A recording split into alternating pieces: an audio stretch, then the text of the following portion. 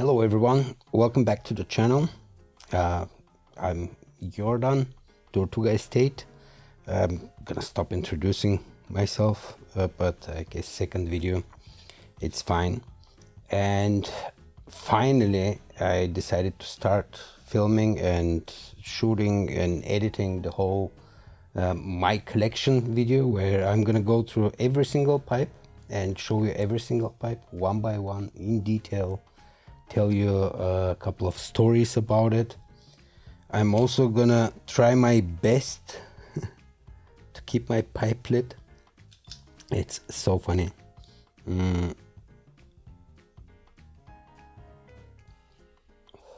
I don't have any experience smoking while talking with people or with company. Normally I just smoke alone, so I have so much trouble keeping a pipe lit. I just yep all the time, and yeah, it just goes off.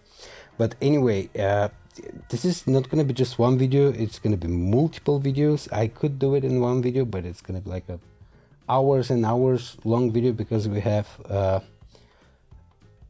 last estimations was probably 130 150 pipes, and it's like all kinds of stuff. I'm gonna explain everything, but first we're starting with a little bit of a rant, a little bit of talking, a little bit of chatting. I have some stuff to say, and for those of you who are very impatient and just want to go to the pipes, I'm actually gonna put in throughout the whole video series, I'm gonna be putting timestamps, sections, so you can just skip over, or I'm probably gonna post it somewhere underneath a button or something. I'm gonna figure it out.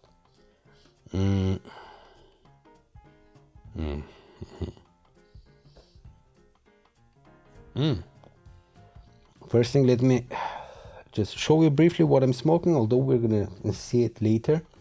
But this is probably my most smoked pipe right now, and one of my favorite ones, which I hate. I really don't want to like downhill pipes or fancy ultra expensive pipes.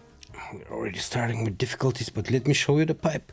Again, it is a, can we focus? Yeah, it is a golden band, like textured golden band dunghill root R. So it's a smallish pot.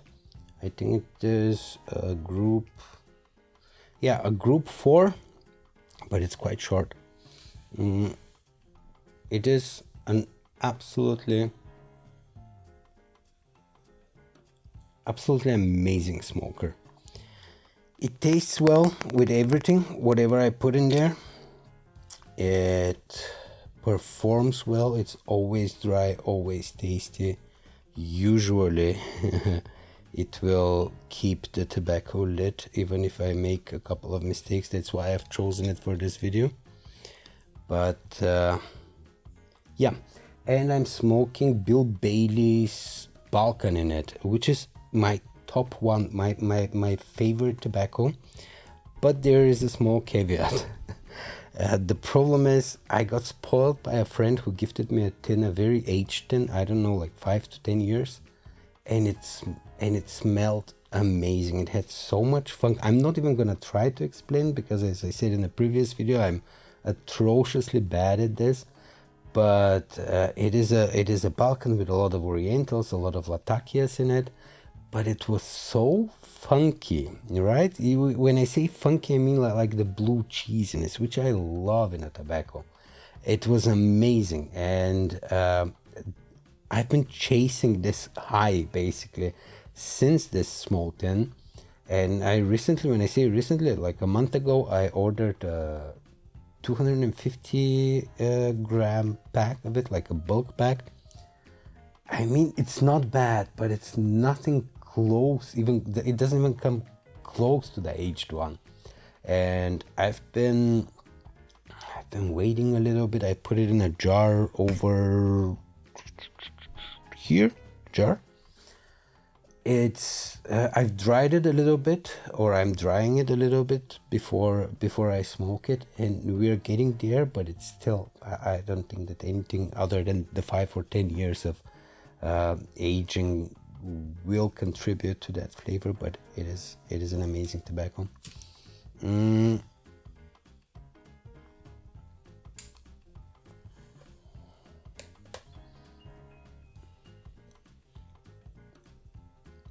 Anyway, let's move on.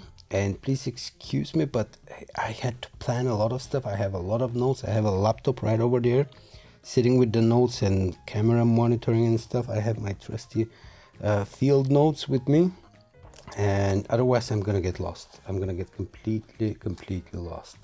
So there was a couple of subjects that I really wanted to talk shortly. I promise I'll be as short as possible before we dive into the pipes. And as I said, if you get impatient, just click on the wherever I put it or on the timestamp. But yeah, the first thing that I wanted to talk a little bit about is how to collect pipes, right? How to collect pipes and still be happy with them.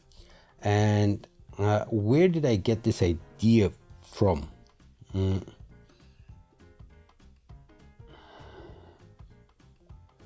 I mean, I was quite happy with my and still am. Basically from the start, I really loved it. But I talked to a lot of you, or I talked to a lot of collectors, and I gotta say most of them are very happy and they know exactly what they're collecting. But I also see quite a lot of people who are still collecting pipes. Some of them have huge collections, but they're missing something, right? It is just collecting. They're not really happy with it. And from what I've seen, from my experience, this comes from a couple of factors. And one of them is like there is no clear purpose or a goal for that collection. And after this section, when we move to the next one, I'm going to explain my rules, my preferences, and there you can see what goals I'm talking about. And also people have quite strong preferences, and for some reason they're terrified of changing those, right?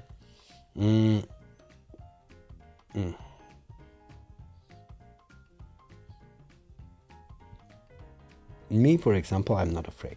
I'm not afraid to change 180 degrees from today till tomorrow, and it's not even that drastic most of the time, but I guess it just depends on the rule.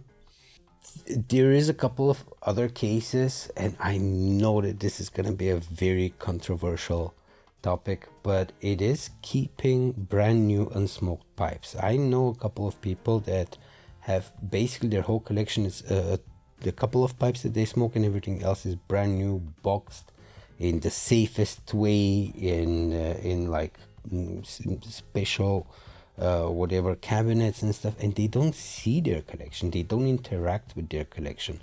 This means that as soon as they buy a pipe, it just becomes a possession, and they put it in a cabinet, and it's forgotten, and we're immediately moving to the next one, right? I need the next possession. They don't get to enjoy the pipes. So yeah, you're gonna see that I'm quite different in this.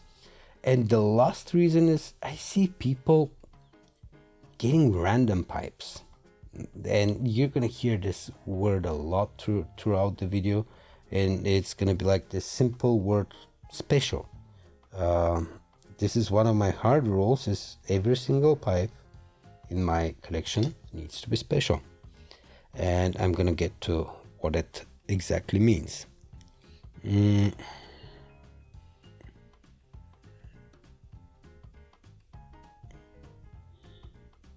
So yeah, I'm gonna try to talk more about it, but while I show you the pipes, also try to hear what I say about the pipes, because most of the time those are gonna be the reasons why I kept this pipe. And the last sentence of this section would be an answer to a question like, how do I know if I'm happy with my collection? Because everybody's gonna be like, yeah, I have pipes, I love my pipes, I'm happy. And there is a very simple way how you can check if you're happy, right? And that's, would you swap or trade your whole pipe collection for someone else's, which is way more valuable than yours and has, let's say, double the pipes? that you have. So double the pipes and more valuable than yours. Like it could be 10 times more valuable, right? And for me, the answer right now and the state of my pipes, that's an absolutely never ever. I don't care what pipes other people could offer. Like this is a very like fantasy scenario and fantasy situation. But if somebody just came and told me, look, all of those crazy Petersons or all of those crazy Dunkels or whatever it is, the answer will always be no.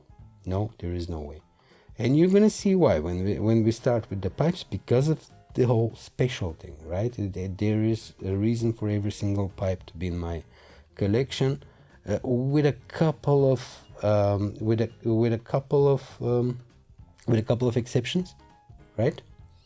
There is gonna be like the orphans pipes. We're gonna get to them, and then there is some very strong preferences. But let me just switch to the next section, and then we can go through it. So before we start with the actual pipe, so let me just check my notes. Grab a couple of pulls. Maybe light my pipe again. So before we move to going through every single pipe and me showing you all of the pipes, let me just go through some hard rules, strong preferences, and like lighter, more temporary preferences that I have for the pipes that I keep. And those are basically like my rules. All right. So starting with some hard rules. Yeah, and those I don't think will ever change, but I'll just leave it open. Of course, anything can change, but for now, those are very like constant. The first one is absolutely no unsmoked pipes. This doesn't mean that I can't get unsmoked pipes, but if I get them, there's two options. Either I smoke it and it becomes my pipe, or I just trade it to somebody who is gonna appreciate it in the unsmoked in the unsmoked state more than me, or whatever it is. Those are the only two options for a brand new unsmoked pipe. It doesn't matter what it is. Yeah.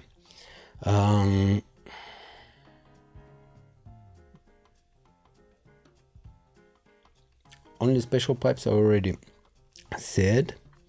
The next one would be, yeah, this is a big one.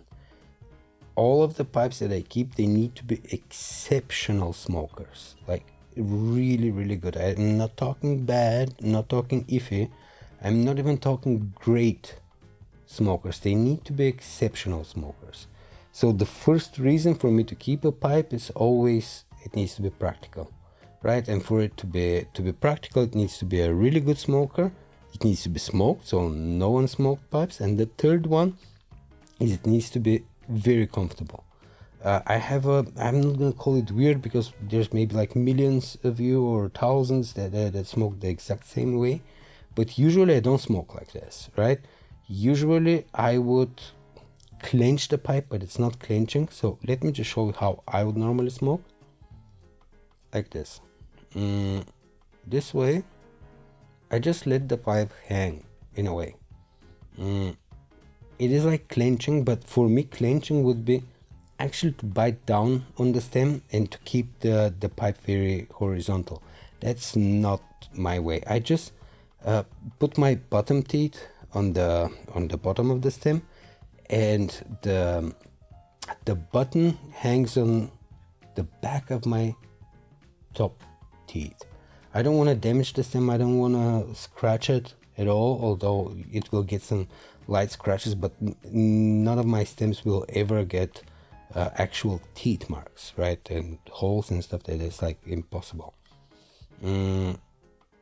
And you're gonna be surprised how many pipes don't fit this criteria. As soon as the shape is a little bit off, or the pipe is very big, very heavy, then there is no way that it's gonna be comfortable for me. So those are my top three like hard rules. I put it, I think, initially in hard rules, but I think that I'm gonna move it on the fly to strong preferences, right?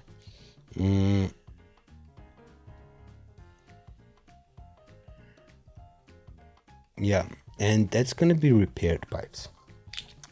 We're not talking restored, right? Because every single pipe that I have is a restored pipe. I mentioned this in the previous video, but not in this one. There isn't gonna be a single pipe that was bought from me directly from a store brand new. There will be a couple of pipes that I got them brand new and somebody else bought them from a store, but I acquired them in a trade and they were immediately smoked boxes or somewhere, right? But no real repairs. And it sounds strange for me to say this, but I don't like seeing reminders of misuse of pipes. And most of those repaired pipes, they are misused. I get it. There are some cases where they will not be misused, but still, for me, at this point, it's not the same pipe. It is a repaired pipe. It's still brought back to life, but it's not the original pipe. It's like a customized pipe. If it has like an extra silver ring, if you manage to repair it without losing material, then it's something else. But then again, I have enough like good smokers and repaired pipes. I will just not smoke the pipe. And this brings me to my last hard rule, and it is extremely flexible because it contradicts some other rules. But normally, if a pipe doesn't get smoked enough, at some point it will have to go, right? Because my goal is every single pipe to be appreciated the most. And if I can't appreciate it, it means that it will have to move on. It will have to move on and it will have to go to a new home where it will be appreciated more. So if I see that a pipe is not smoked in quite a while, then I start thinking for trades or selling it. But it becomes weird because at some point I had a hard rule of, all right, only 30 pipes or only 40, 50. It was always like getting more and more because I was like, all right, I don't want to keep more pipes than I can physically smoke. Even if I smoke like 5, 6, 7 pipes a day, there are pipes like, for example, this one. Every single day I will smoke this pipe, right? So one of my daily pipes is this one, and I have like 100 more. But now when you can see what kind of pipes I wanna, or what goals I have for my pipe collection, you're gonna realize, all right, that's impossible to have this rule and the other one. Anyway, I'm taking way too long. I hope you grabbed a bunch of pipes, popcorn, food, water, whatever it is, because that's gonna be like a long watch. All right, we're gonna move to strong preferences and like lighter preferences.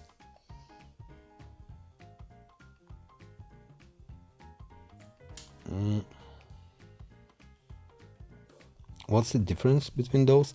Basically, a strong preference would be something that it's hard to change, but it will change. The best example for this was at one point, I would not be interested at all in a straight pipe. Not at all.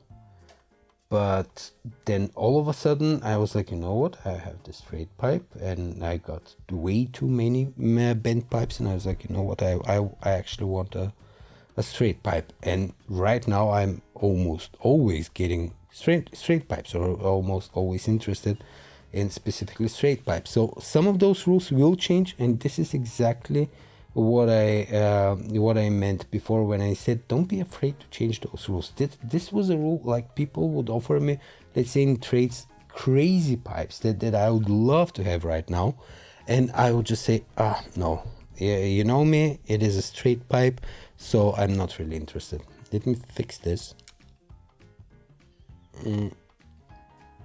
But to sum up like my preferences a little bit right now, I tend a little bit to go for straight pipes, but at the same time, if it's Peterson, I'm almost not interested in straight pipes, so it's weird all around. But yeah, all right, finish.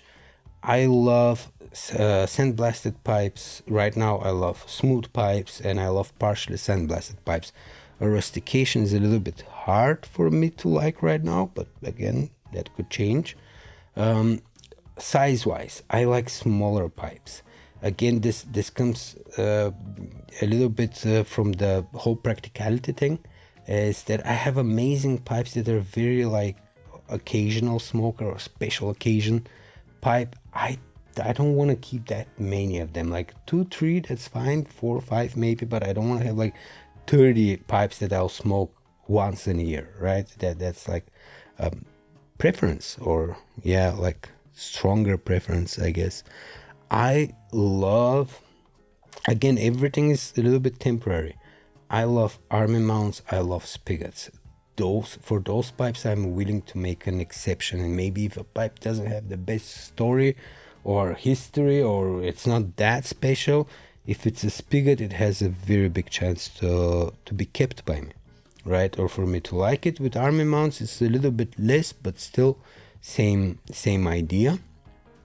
English pipes are big for me right now. I don't think I would ever go through my Peterson phase, but at one point it was crazy. At one point I was interested in so many Peterson pipes or shapes that I was just grabbing everything that I found, right, without thought, and just kept it, and kept pipes that didn't smoke that well, or it was crazy, and I'm happy that I changed it. I still have a lot of Peterson pipes, and I'm still getting more and more Peterson pipes, but yeah, with a little bit more thought and purpose.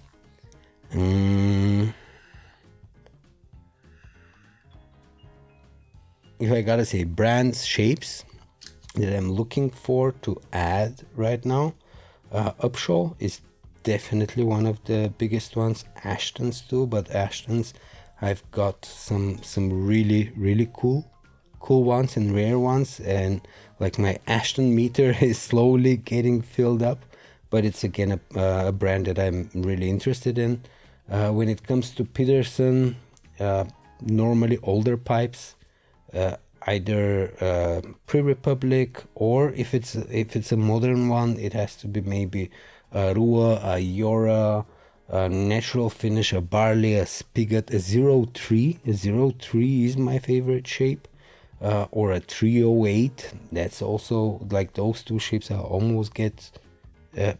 Not every pipe, of course, it again needs to like comply with the other rules that I have, but yeah, I'm more willing to add a random pipe from those shapes.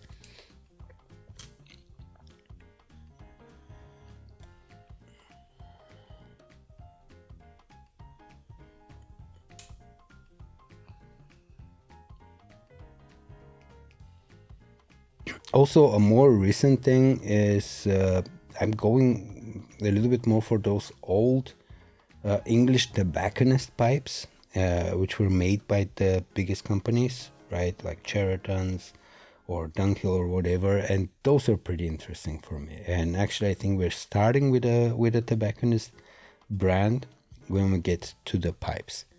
This being said, I think we're done with all the yapping. And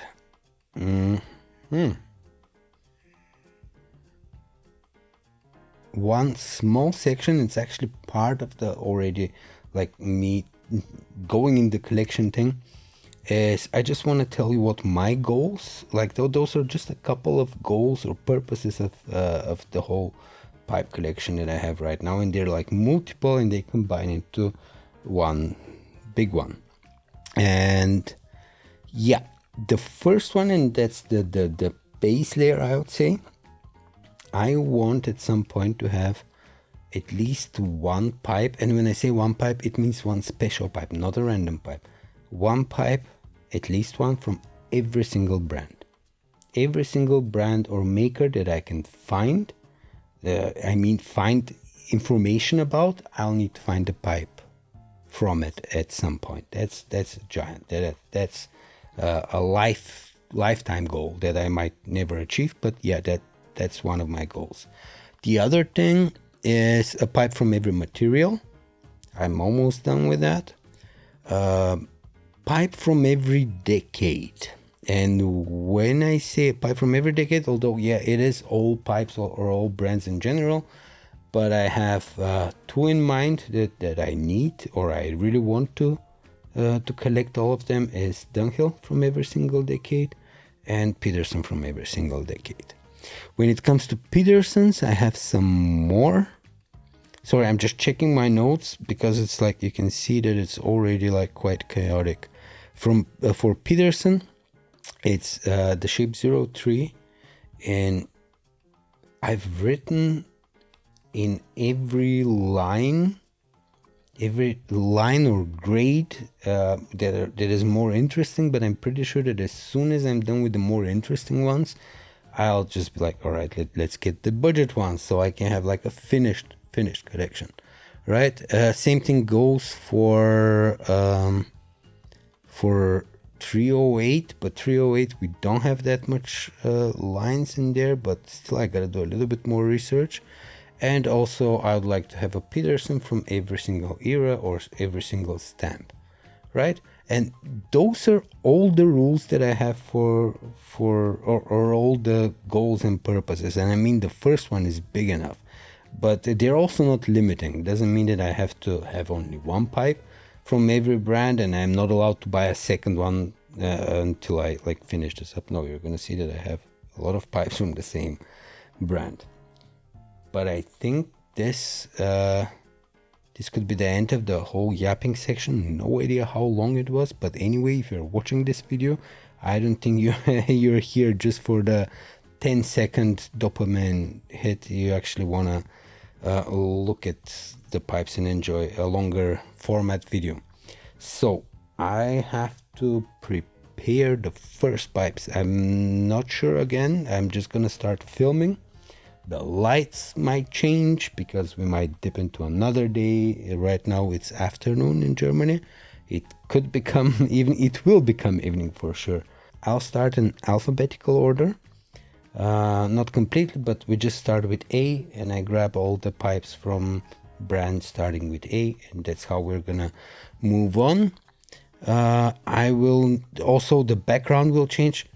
Think about the background, sorry, but the first video that I posted, it looked like I was streaming from a prison cell, and it is just like my workshop room. And here actually I like a little bit more. We have actual pipes, couch, I'm more comfortable, yeah, and we don't have some random stuff all around.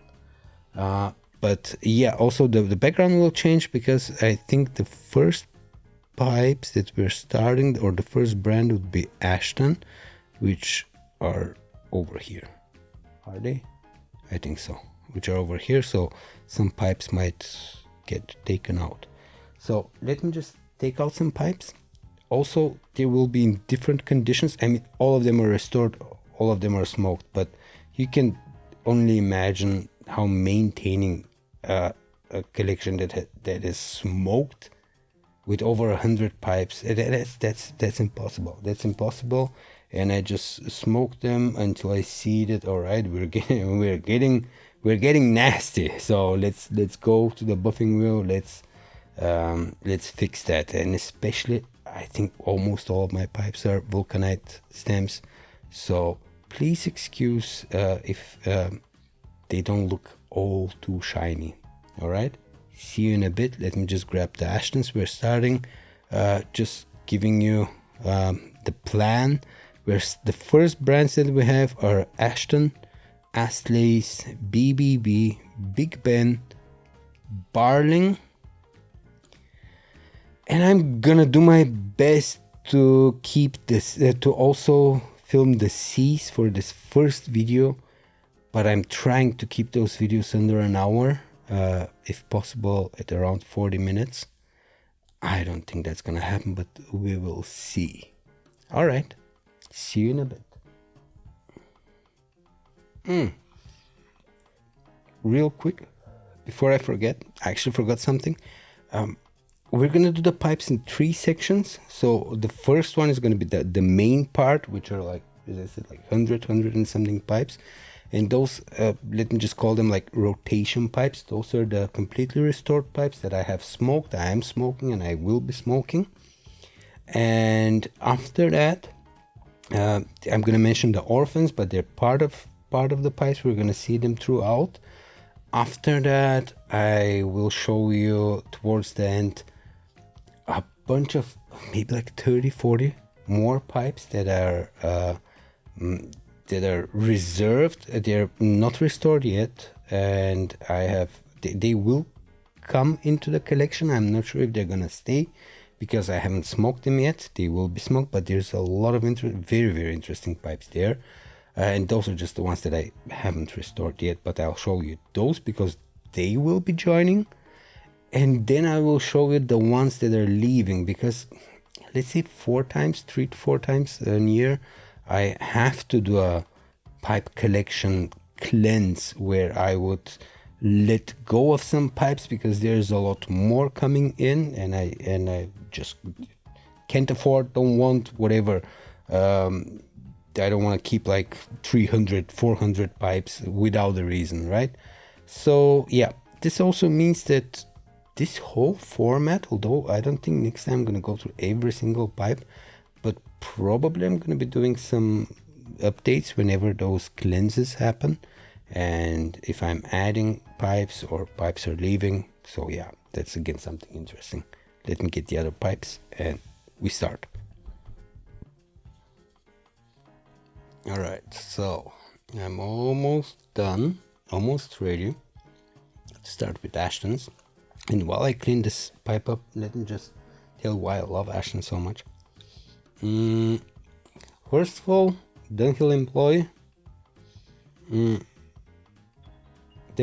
that left basically took you're gonna see what he took, but basically he took the best of Dunhill and actually what didn't exist anymore, and he implemented it in his pipes. And although I'm a big fan of very, very old traditional pipes, those are the more modern one, which I consider to be as good and even better than a lot other pipes. Like the briar that he uses is absolutely amazing. All cured, oven baked. It's oven baked. I'm not sure how oven dried. Sorry. He basically took the whole oil curing from Dunhill, the oven drying from Sassieni. He partnered with Leswood for silver, and it's just a dream pipe. And every single Ashton that I've ever tried has been an exceptional smoker, and it will outsmoke most of my Dunhills, like with just a couple of exceptions. Yeah, but anyway, starting with the first pipe. Can we focus? That's gonna be an Ashton Sovereign, an Ashton Sovereign XXX. I have a lot to say about those times. XXX, and this is from the Bill Taylor era, and this one is from 1988, which is a birth year pipe for me. And that was, I was never big into birth years, but that was my first one, and it was an amazing pipe. It is a straight apple, absolutely perfect pipe. Another thing that I like about Ashton's is that he's notorious for some bad quality. And why am I mentioning this as a good thing? I'm not. But it's the whole special sauce of the pipe, right? I've heard so many crazy stories, and I have a couple of crazy stories over here, but I've heard of pipes with no drilling, not fitting properly, but whenever everything is like fit perfectly, then it's the best pipe ever. I think he had some alcohol issues. No matter what, I really love the pipe. So that was the first one. I'm going through a list, so otherwise it's gonna be impossible. All right, I gotta lose the pipe. Sorry, gotta lose the pipe, but I will have to talk quite a lot. So we're moving to the second pipe, which is low focus, a crazy looking brindle. Just look at the grain on this pipe. It has like a very pronounced ring grain, deep and craggy. I have one Dunhill that is actually better than this, and also the Cumberland stem. It is a triple X size, and it's a beautiful, beautiful smoker. Do we know the year? No, and this actually could be a more modern one. Shape number is 212, and yeah, Cumberland stem. Amazing, amazing finish. About the size stamps, you're gonna see a lot of inconsistencies there, and multiple reasons. One of them, which I actually managed to confirm, is that Ashton would do this kind of a discount whenever he sells a pipe in person, and especially if he has to stamp the pipe. And jokingly, he would just say, you know what, that's a triple X, let me just put 1X so we don't make it as expensive, which is a cool story. But I mean, it is a complete nightmare for people like me when we try to identify pipes and when we try to date them, sell them, whatever it is. It's like, how can I explain to a customer? Let me show you those two pipes. Which one is bigger? Like there, I don't know. How can I show it to you? They're absolutely the same. They have the absolute same measurements. This is a double X, and this is a triple X, right? It's crazy. And one more size comparison. All right. Let's look at those ones. Yeah, the one. Oh, let me see if we can focus. Yeah, for me, they're basically the same. They are the same. This one, triple X. This one, a single X. And as much as I love, I like to call it speculation station, right? We're entering speculation station right now. And it's like, how do I know this about those stamps? And it is actually because of one of the pipes is this one, and then the next one I got them from a person who bought the pipes in 1980. Sorry, and in 93. In 93, he bought them from in Germany from Bill himself. Right, and he did all of this for him, like he stamped the pipes and everything. But there's something very special also about those two stamps. As I told you, there are a lot of crazy stories about Ashton, and one of the craziest one is that he didn't have enough stock or inventory when he started the company. So there is like this myth going around that he might have filled his pockets with some dunghill pipes, dunghill balls, right?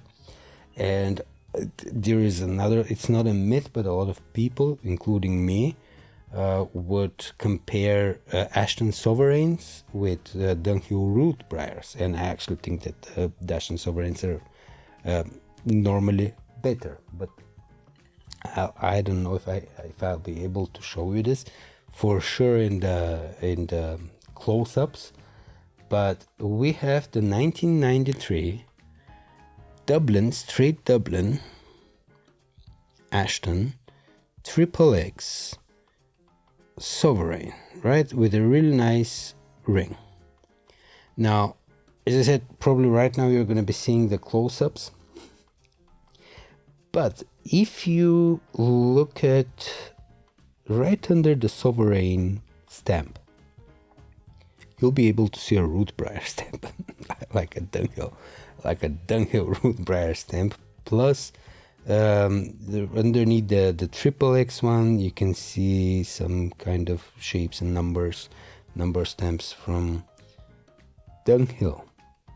So this would actually date the pipe to probably be the oldest Ashton that you can get your hands on.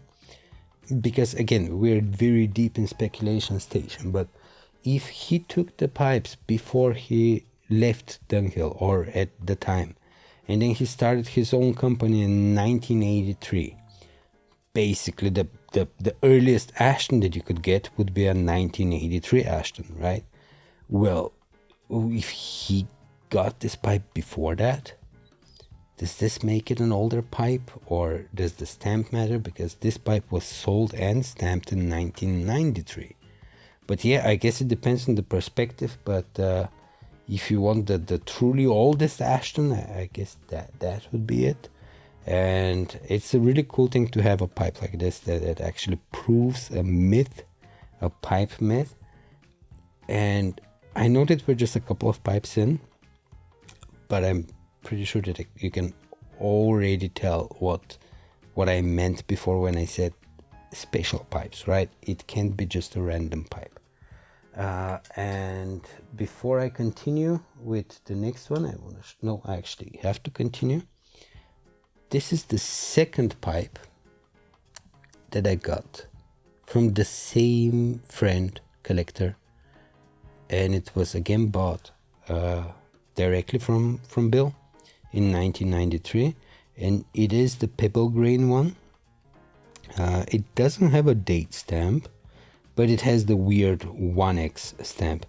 And again, if we look very, very closely, after the pebble grain, it's extremely faint. I will show, if we don't see it on the close-up video, I will show you a photo of it, right? You can see the Dunghill Shellbriar stamp underneath, which is hilarious. But again, beautiful smoker. And actually those Ashtons got me really into the whole Canadian shape. But again, I like them when they have a very thin, fine, elegant shank, not giant ones. This leads us, we have just a couple more. Like this is the other Cheriton that I showed you earlier. It is a very, very early 1986 Sovereign Ashton, so only 3 years after he started the company. And the stamp says 6. That's how you date Ashton. So basically whatever number is after the made in England, you add it to 1980, and that's how you get the date. So the earliest stamp should be a 3, which is a 1983. And here you can already see some of the inconsistencies with Ashton. Most of his pipes are absolutely perfect, completely and utterly perfect. But then you get something like this, it looks great, right? It looks great. And I'm pretty sure that a lot of people will not be bothered, but if we, I don't know if we can see, if you can zoom a little bit on the ring, you can see that the stem isn't the same diameter as the ring, which is, yeah, something that personally will bother me. Not because the pipe will be bad at this point, but it's just like, it's gonna bother me. I'm gonna see it and I'm like, yeah, but this is probably the reason why this pipe is gonna leave, because I also got it kind of randomly. It was in those category of, all right, that's an amazing pipe, I need more of it, but there is no special story behind this. For me at least, again, that's a cool thing that I can show, like, all right, here's the Ashton stuff. Yeah. And the last Ashton, how many Ashtons did we go through? The birth-year one, the one that I just showed you, the 2 Dunghill ones, the Brindle. Yeah, so this is the last one. It is a pebble grain triple X. What is it so special about this pipe? It was again comes from a friend of mine. I actually have quite a lot of his pipes, so at this point it's like, those are all right, those are those friends' pipes, and I try to keep them all together. And this is what's so special about it. It has a nice ring, Leswood ring, and yeah, again a shorter Canadian. The sandblast is great, don't get me wrong, it's deep, but it's not as crispy as the brindle. Like, it's a little bit more smudgy, I guess, not on this side. And I don't care much about those. No, come on, it's 1,000 times better than Dunhill, the modern Dunhill shell briars. And I still call it smudgy because look at this thing. This is like craziness, sharp. So actually, I think we're moving in great speed. That's all the Ashtons done. Okie dokie. All right, I think we're ready to continue. And by the way, it's so funny that at first I was like thinking, you know what, I gotta make sure that the first pipes that I show all those people is like the most interesting one, so people can get hooked and watch the rest of the video. But looking at the next couple of pipes that I gotta show, I don't think we're gonna have a problem with that. But next brand is Astley's. Right, Astley's is a tobacconist brand. I think it was one of the oldest ones in the UK, in England, and they would have their pipes made by the big brands, right? Like Comois, like GBD, like Dunhill, like Cheriton. And I have two pipes. The second one I couldn't find, but I think it's still for restoration. I mean, I bought it restored from somebody, but absolutely that's not my standard, so it will have to be restored. So I guess that's coming at the end of the video. The only one that I have that is in my rotation would be this beauty, and this is one of my best smoking pipes. Again, it's so hard to say best smoking. It is one of the most beautiful pipes I have, for sure. It is a first of all, it's an old Astley. It has the 109. Jesus, it's so hard to see those things and to remember all of them. But let me just use my phone with a little bit of magnification. It has the 109 German Street, London stamp on it, which makes it quite old. I'm gonna write somewhere on the screen how old or from which era it is. But it is, I love those tobacconist pipes because there is like this whole mini game in identifying them, and it's like, hey, let's figure out which maker did the specific pipe. And what I also find really interesting with the tobacconist pipes is that the different brands or makers, when they would make a pipe for them, they would make something in such an iconical shape that it is so easy for people to know what it is, right? As soon as you see the pipe, you already know, right? I know who made this. And this is made by Cheriton. This is an extremely high grade, straight grain Cheriton, big Canadian with a diamond shank. It is a gorgeous pipe, one of my favorite pipes. It is ultra light, very comfortable. I love the Dublin shape, although I don't like Dublin shape, but this pipe is a piece of art for me. And a Cheriton with a Cumberland stem, I've never seen one. And although this is not a Cheriton, it is a Cheriton made Astley.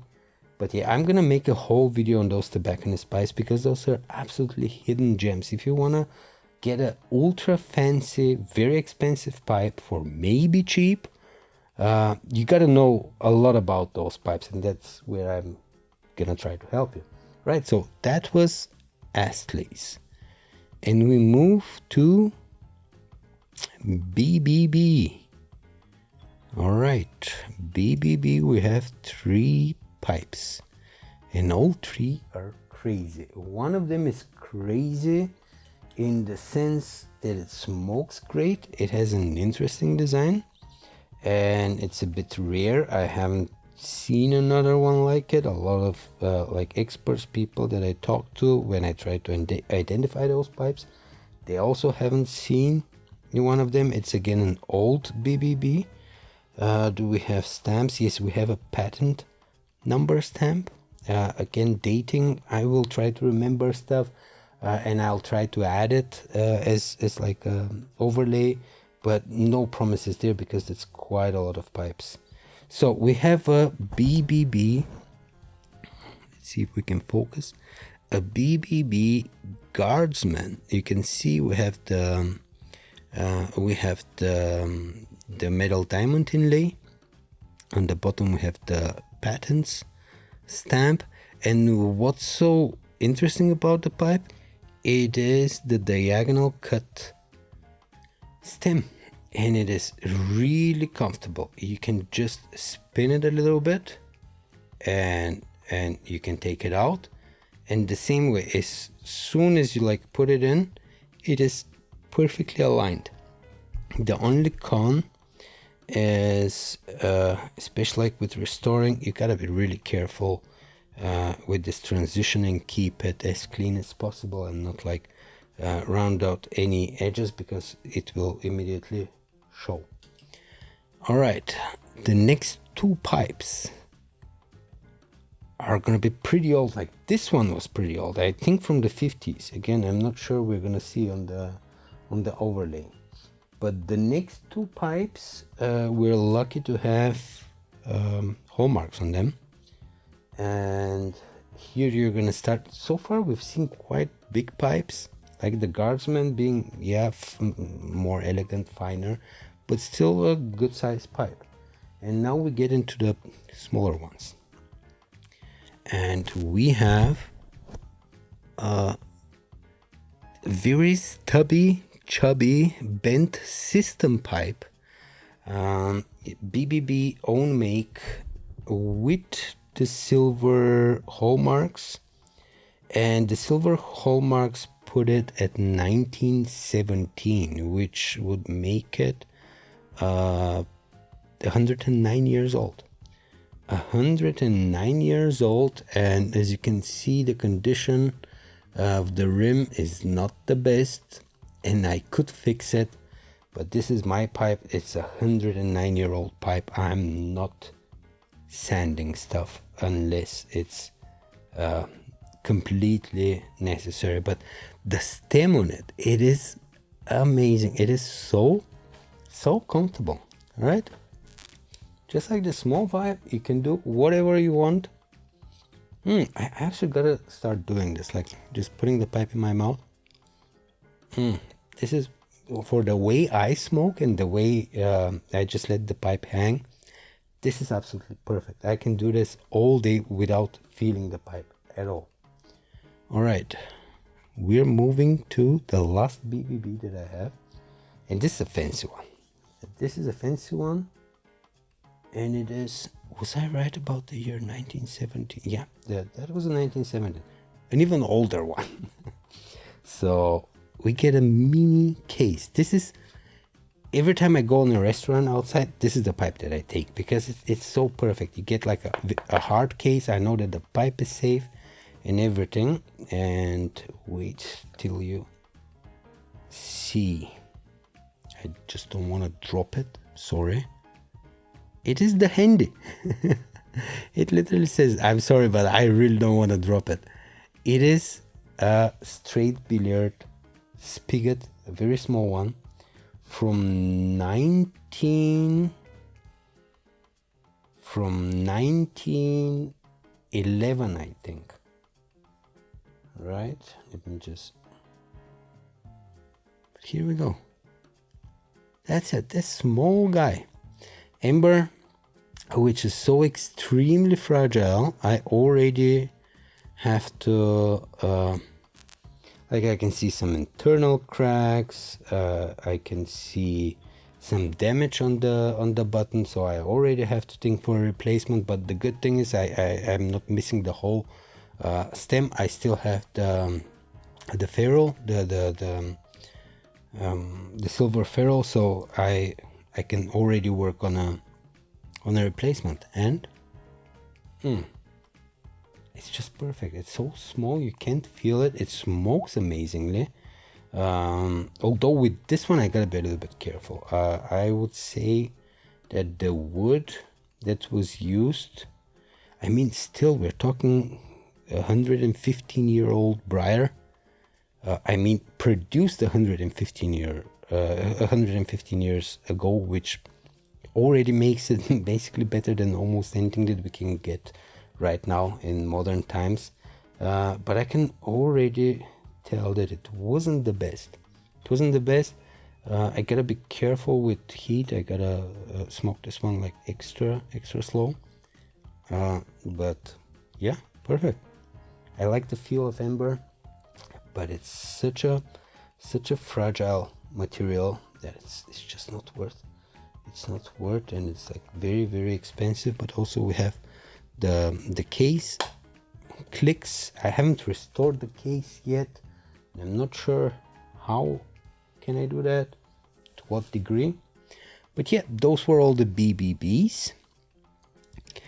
And what is next? All right, we have something more tame, right? And it is again one of my favorite pipes. It is a lot cheaper pipe. It is a modern pipe, but at one point I wanted a pirate style pipe, and normally I would go, all right, let's get the whatever is historically accurate. And then I did research. All right, it's like a small, straight, cheap clay pipe. No, thank you.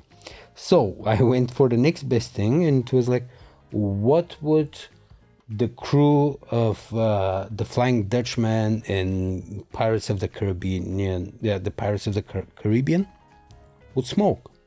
And I didn't want a pirate pipe that looked like a pirate. It's like weird. I didn't want like a super exaggerated pirate's pipe. I just wanted something that, in my head, for me, sounds and looks like a pirate pipe. And I found it, and it's actually it's pirate adjacent. And we're dipping into Big Ben territory. One pipe. I guess that's gonna be the only. It's gonna be the one special pipe from this brand that I keep. Not that interested in the brand. But we have a Barbados A647. And it is this guy. Look at this crazy pipe. It is quite small. But the bowl is not too small. The shape is crazy. And again, this is one of my most comfortable pipes. Just look at how it hangs. I feel that if I stop talking and open up my mouth, it will still stay in my mouth. It will not, but I have the feel. And natural finish. I really like the logo. On the stem. It's like a pirate coin. It has Barbados on it. I'm not sure what the stamp A is at the bottom. There is a specific stamp A. I haven't seen it on other ones, but those pipes, grab yourself Barbados, Big Ben Barbados. You're not gonna regret it. It smokes really, really well, but it will be the most comfortable pipe you've ever put in your mouth. And actually, they are cheaper. I think brand new, they're like 130 euros right now in Europe. But you will be surprised that those pipes don't sell too cheap on eBay. I just see them for around 80, 90 euros. Like, you don't see it for 20 or 30 euros. I guess a lot of other people also enjoy it. So that was Big Ben. Did I have a pipe without a story other than the and even that Ashton had a story. So far I'm doing good on my word. So far there was something, at least something small that was special for me. We're moving to Barling's. All right. Barling's was one of those brands. When I started getting into Britwood and English pipes, I really wanted. And I could not find any old ones for my budget, right? And I had to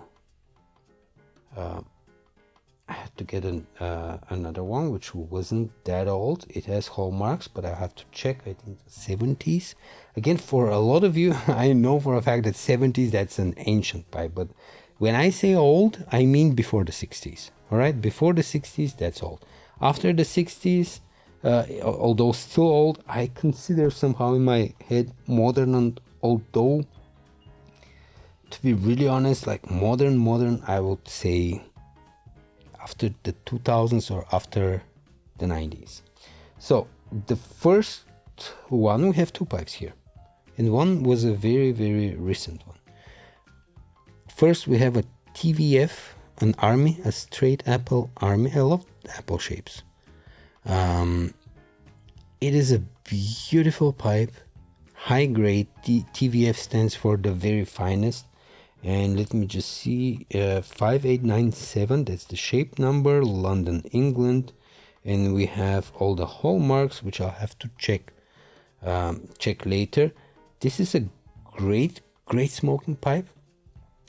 I don't know why. Maybe it's the first tobacco that I tried in it, but I smoke only the very, very occasional aromatic, or I have some tobaccos that are considered non-aromatics, but they have, like, let's say, some fruit molasses in them, and I tend to smoke more fruity tobaccos. I gotta try it with an English blend and see, maybe it performs even better then. And the next one I actually didn't prepare, and it is right over here. Whoop.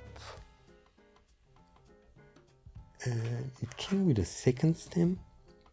Let me just clean it because I forgot. This one I actually haven't restored yet, but it came in such a good condition from a person that I know that I immediately started smoking it.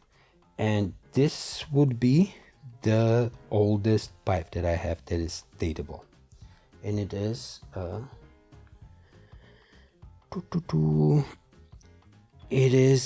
a Barling's Meerschaum, a semi-church warden, very elegant army mount, right? And it has hallmarks in very good condition, which date the pipe to 1884, which is absolutely insane that a pipe survived for this long, especially a Meerschaum pipe, which just one wrong drop and it's gone, and it is in great condition. Like for how old would that be? 1884, 16 years plus 100, 116 plus 20, 136, 142 years old. I think I've had only one pipe that was speculatively older than this, from the 1860s, and it was a claw Meerschaum system pipe, system in the sense like Falcons with the screw-on bolts and stuff, but it's crazy. And this pipe, this is the original stem, and when I say original stem, who knows, there is no like logos on it, but it also came with this custom made stem, which I'll probably never use, but yeah, if something happens with one stem, I have another, and it's an army mount, so it's a lot easier to make a stem for it. It smokes really, really well, and I'm just amazed at how it survived. Like, the condition is absolutely crazy on the pipe. Actually, let's just keep it at A and B only for this video, because we have all the intro, all the ramblings, right, with A and B, though those were quite a lot of pipes. And now I can just shoot the close-ups, and then I can start editing. And then either later today or tomorrow, I'm gonna film the next batch. But the next batch looking at this will be C through D. We have Cheritons, Chacon, Comoy, and Dunghill. That's a lot of pipes. Just those four brands, and Chacon has one, and Comoy has four. The rest is Dunghill and Cheritons. Oh boy. Alright. Anyway, I'm not gonna do like a whole big outro. just gonna say goodbye. Have a nice pipe on me. Have a nice weekend, wherever you are. And I'm gonna see you very soon. I'm gonna try to shoot the video as fast as possible and move on, because there's so many more things that I wanna talk about. It's not only my collection and my pipes, but I think that we just need to move through this. And I really hope that you enjoyed the video. If you did, ask away if you have any questions. I love getting questions. I love answering comments. If you liked the video, any kind of support, liking, subscribing, feels amazing, and this way you don't miss on any future videos, which should be like very interesting, I guess, very educational. But anyway, see you in part 2. Bye bye.